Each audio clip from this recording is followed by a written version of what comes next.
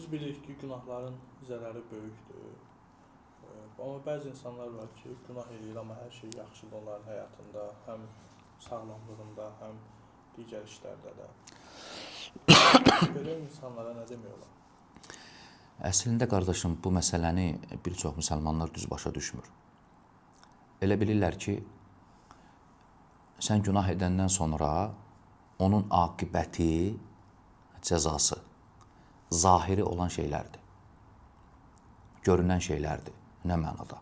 Məsələn, mən günah edirəm, düzdür, və oxumuşam ki, kitablarda İslam alimlərinin sözləri var ki, Quran sünnə dəlalət edir ki, günah bu kimi şeylərə səbəbdir, bəlalara, müsibətlərə, imtihanlara, bütün pisliklərin əsli insanın Allaha asi olmasıdır, günahlardır. Lakin bunlar elə başa düşü bilər ki, sən günah edəndə, məsələn, sənin evində zəlzələ olmalıdır, ev sənin başa uçmalıdır, yaxud məsələn, sən övladı bitirməlisən, yaxud qəzaya uğramalısan, yaxud bu kimi şeylər. Bunları da görmürlər o müsəlmanlar. Və elə bilirlər ki, hər şey normaldır, güzaranımız yaxşıdır, yaşayırıq. Günahlarla bərabər güzaran yaxşıdır. Bəs hardadır günahın aqibəti?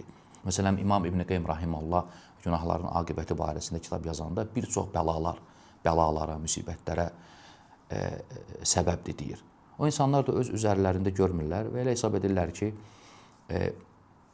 hər şey yaxşıdır. Əslində bu cür deyil. İmam İbn Qeym Rahiməllah özünün yazdığı Fəvaid kitabında deyir ki, günahlar, elə günahlar var ki, onun təsiri dərhal üzə çıxır. Lakin olur ki, insanlar onu görmürlər. Günahlar var ki, təsiri dərhal aşkar olur, üzə çıxır, lakin insanlar görmürlər. Məsələn, müvəffəqiyyətin az olması. İnsan xeyirli əməllərə müvəffəq olmur. Zikr etmir, namaz qılmır, oruç tutmur, sədəqə vermir. Onun üçün həqiqi bəla, müsibət baş verib, amma o görmür bunu. O şahidi olmur bunun. Görə bilmir bunu. O başqa şey gözləyirdi. O yoxdur deyə elə bilir ki, hər şey yaxşıdır. Məsələn, haqqı görməmək. Haqq, düzgünlük hardadır, doğruluq hardadır, görmür onu. Batillə yaşayır özü üçün. Bilmir ki, günahın aqibətidir. Yaxud, məsələn, insanın ad-sanının itməsi. İnsanların yanında hörməti yoxdur. Ad-sanı yoxdur, izzəti yoxdur. Bu hamısı günahın aqibətidir. Lakin bu təsir dərhal gəlir. Əksər insanlar bunu görmürlər. Onunla əlaqələndirmirlər, yəni. Yaxud, məsələn, dualara icabətin gəlməməsi. İnsan dua edir, heç vaxt Allah subhanahu wa ta'ala duasına cavab vermir. Bilmir ki, etdiyi günahın səbəbi ilədir. Başqa şey gözləyirdi, o yoxdur deyir, hər şey yaxşıdır deyib, amma bilmir ki, aqibət, ən böyük müsibət baş verib buna. Yaxud insanların bundan uzaqlaşması, tək qalması, öz qəlbində vəhşətlə yaşaması, öz sıxıntı ilə yaşaması, bunlar hamısı aqibətdir. Şərt o deyil, alimlər deyir, şərt o deyil.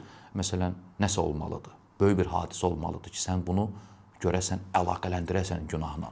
İnsanın elə, vallahi, haqqa müvəffəq olmaması ən böyük müsibətdir onun üçün. Siz təsəvvür edin, namazın vaxtı gəlir, məsələn, zöhr namazı, qılmır adam. Keçir, gəlir əsr namazı, qılmır adam. Gəlir məğrib namazı, qılmır insan. Bundan o yana müsibət yoxdur insan üçün. Bundan o yana bəla, həlak yoxdur o insan üçün. Yaxud Ramazan ayı gəlir, insan oruç tutmur, yiyib içir özü üçün və deyir, hər şey yaxşıdır, günahlarla yaşayıram. Həqiqi müsibət baş verib insana. Amma insan görə bilmir bunu. Ona görə bu məsələni düzgün yerinə qoymaq lazımdır.